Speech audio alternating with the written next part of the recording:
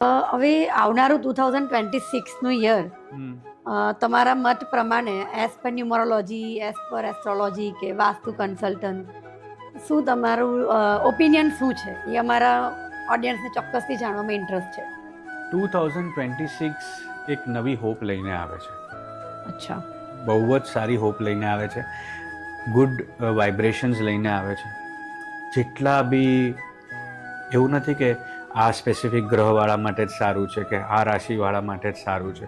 2026નું total 1 આવે છે, જે સૂર્યનું વર્ષ કહીએ આપણે, beginning of everything, a very powerful year. અને it's a beginning for new job, new business, new opportunities.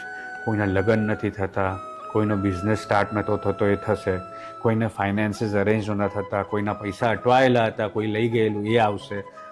સો જેટલું તમે પોઝિટિવ રહેશો એટલું મેક્સિમમ બેનિફિટ તમે આવતા વર્ષે લઈ શકશો.